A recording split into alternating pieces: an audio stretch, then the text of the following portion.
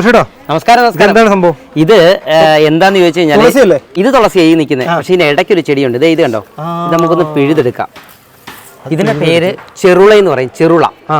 ഇതിന്റെ ഒരു പ്രത്യേകത എന്ന് പറഞ്ഞാൽ ഇപ്പൊ ചൂടുകാലമാണ് ഏറ്റവും കൂടുതൽ സ്റ്റോൺ ആൾക്കാർക്ക് ഉണ്ടാവുന്നത്. അതുപോലെ മൂത്രത്തിൽ കല്ല്, അതുപോലെ മൂത്രത്തിന്റെ പ്രശ്നങ്ങൾ ഉണ്ടാവുന്നത് ഈ ഒരു കാലഘട്ടത്തിൽ ചൂടുകാലമാണ്. അപ്പൊ നമ്മൾ ചെയ്യാവുന്ന ഏറ്റവും വലിയൊരു കാര്യമുണ്ട്. ഇത് സമൂലം എടുത്തിട്ട് നമുക്ക് വെള്ളത്തിൽ തിളപ്പിക്കണം. വെള്ളം നല്ല വൃത്തിക്ക് തിളപ്പിച്ച് കുടിച്ചു കഴിഞ്ഞാൽ നമുക്ക് ഈ സ്റ്റോണിന് നല്ലതാ. അതുപോലെ മൂത്രത്തിന് സംബന്ധമായിട്ടുള്ള എല്ലാ കാര്യത്തിനും നല്ലൊരു സാധനമാണ്. വേരുൾപ്പെടെ ഈ രീതിയിൽ എടുത്ത് നമുക്ക് ആവശ്യത്തിന് എടുത്തിട്ട് വെള്ളം തിളപ്പിച്ച് കുടിച്ചാൽ മതി.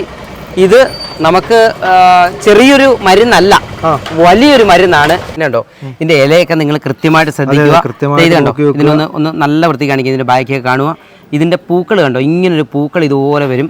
ഇത് ശരിക്കും നല്ല ചൂട് സ്ഥലത്ത് നിൽക്കുകയാണെങ്കിൽ ഇതിൻ്റെ ഇലയ്ക്കൊക്കെ ഒരു വ്യത്യാസം വരും. നല്ല വെള്ളമുള്ള സ്ഥലത്ത് നിൽക്കുന്നതുകൊണ്ടാണ് ഇത് നല്ല രീതിയിൽ തന്നെ നിൽക്കുന്നത്. അപ്പം നമുക്കൊരു ചെറുള എന്ന് പറയുന്ന ചെടിയാണ്. ഇതിൻ്റെ ഒരു പ്രത്യേകത നമ്മൾ നോക്കേണ്ടത്, ഇത് സമൂലം എടുത്ത് നല്ല വൃത്തി കഴുകുക. പിന്നെ റോഡ് സൈഡിൽ നിൽക്കുന്ന ചെടികൾ പറിക്കരുത്.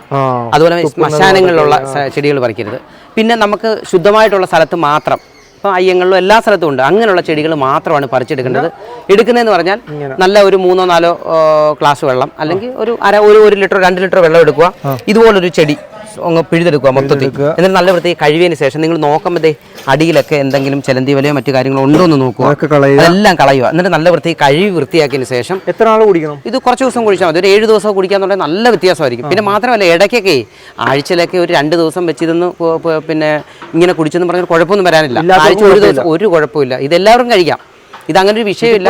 7 ദിവസം ഉള്ളവർക്ക് മാത്രം മതി 7 ദിവസം. അല്ലാതുള്ളവർക്ക് ഒരാഴ്ച 2 ദിവസം വെച്ച് നമുക്ക് കുടിക്കാൻ പറ്റും. എല്ലാവർക്കും ആയുർവേദമായിട്ട് ബന്ധപ്പെട്ട് മാത്രമല്ല, നിങ്ങൾ ഗൂഗിളിലൊന്ന് നോക്കിക്കഴിഞ്ഞാൽ കൃത്യമായിട്ട് ഇതിനെക്കുറിച്ചുള്ള വിവരണങ്ങളുണ്ട്. അതേപോലെ ചെറുളയെന്ന് അടിച്ചു നോക്കിക്കഴിഞ്ഞാൽ കൃത്യമായിട്ട് വരും. ഇത് ഈ ചൂട് കാലത്ത് ഏറ്റവും പ്രധാനമാണ്. കാരണം സ്റ്റോൺ ഏറ്റവും വലിയ പ്രശ്നമാണ്. ഒരുപാട് പേർക്കുണ്ട്. അപ്പോൾ ഇത് നല്ലൊരു പരിഹാരം തന്നെയാണ്. ഇത് മാക്സിമം ഒന്ന് ഉപയോഗിച്ച് നോക്കുക. വേറെ മറ്റു കാര്യങ്ങളൊന്നുമില്ല. പുസ്തകങ്ങളിലും അതേപോലെ ആയുർവേദ ഡോക്ടർമാരെല്ലാം പറയുന്നുണ്ട്. പ്രതിദിനം അതിൻ്റെ കൂട്ടത്തിൽ നമുക്ക് ഈ സ്റ്റോൺകാരും അല്ലാതുള്ളവർക്കും ഏറ്റവും നല്ലൊരു കാര്യം മുതിര നമ്മൾ എടുക്കുക. കുറച്ച് എടുത്തിട്ട് നല്ല വൃത്തി കഴുകണം. കഴുകി കേട്ട് ഒരു ലിറ്ററോ 2 ലിറ്റർ വെള്ളം, അല്ലെങ്കിൽ 1 ലിറ്റർ വെള്ളം എടുക്കുക. വെള്ളം എടുത്തിട്ട് നമുക്ക് അതിലേക്ക് മുതിര ഇടുക.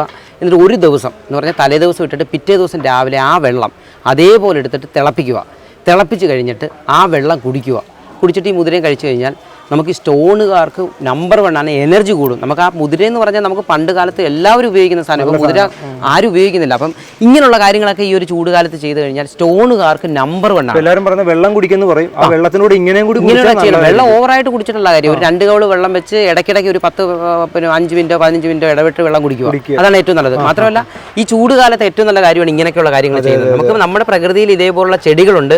ഈ ചെടികളെ നമ്മൾ കണ്ടെത്തുക. നമുക്ക് എന്ത് അസുഖത്തിനുള്ള ചെടികളുണ്ട് അത് കണ്ടെത്തുക. ഇത് സംരക്ഷിക്കുക.